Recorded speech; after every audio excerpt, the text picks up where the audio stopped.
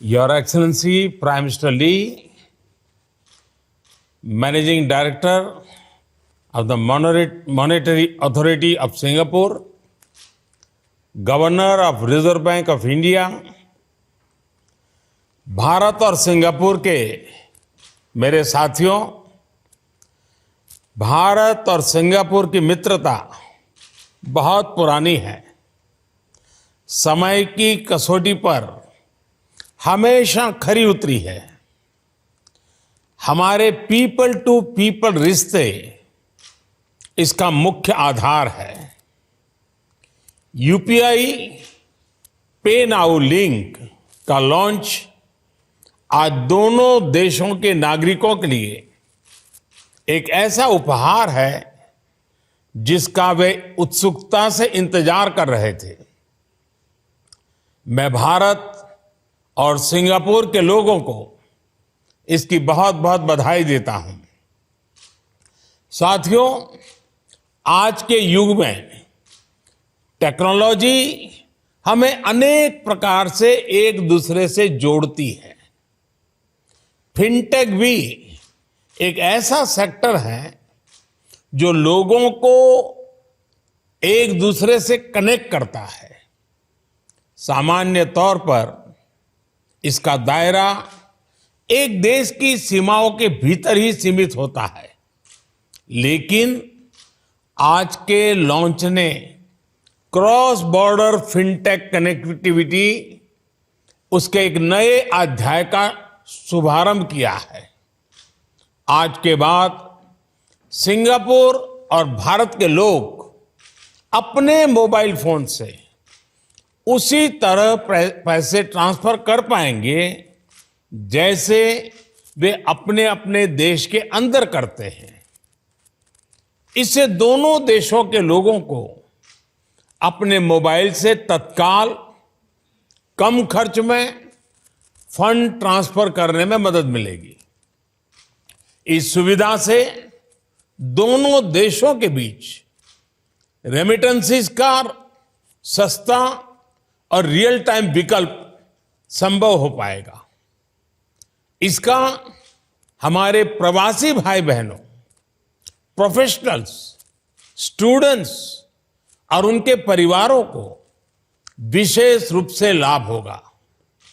Friends, बीते वर्षों में भारत ने इनोवेशन और मॉडर्नाइजेशन के लिए उचित वातावरण बनाने को सर्वोच्च प्राथमिकता दी है।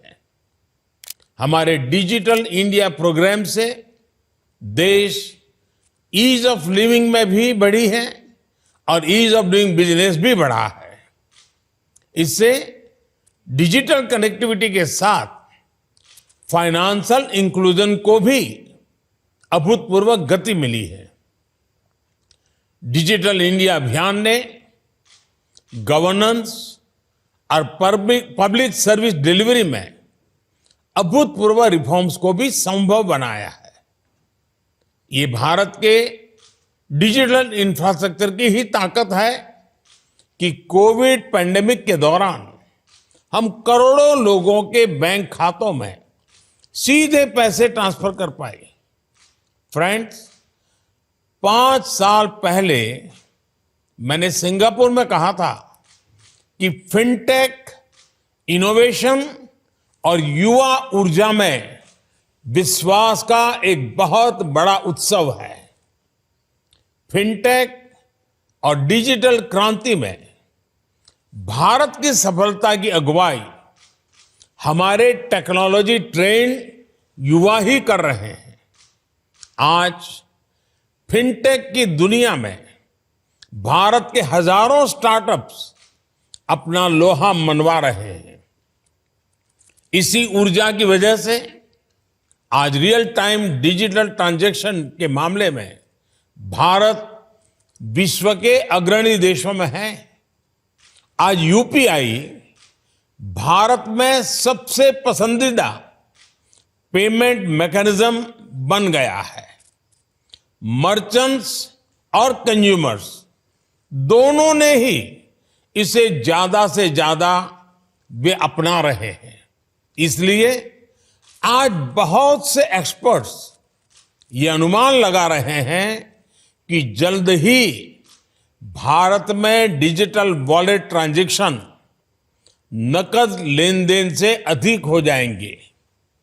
पिछले वर्ष यानी 2022 में यूपीआई के माध्यम से करीब 126 लाख करोड़ रुपए यानी लगभग 2 ट्रिलियन सिंगापुर डॉलर से अधिक मूल्य के ट्रांजैक्शंस हुए हैं। अगर मैं नंबर ऑफ ट्रांजैक्शंस की बात करूं तो ये भी 7,400 करोड़ से अधिक होता है। ये दिखाता है कि भारत का यूपीआई सिस्टम कितनी बड़ी संख्या को आसानी से और सुरक्षित तरीके से हैंडल कर रहा है। अच्छा ये भी कि विभिन्न देशों के साथ यूपीआई की पार्टनरशिप भी बढ़ रही है।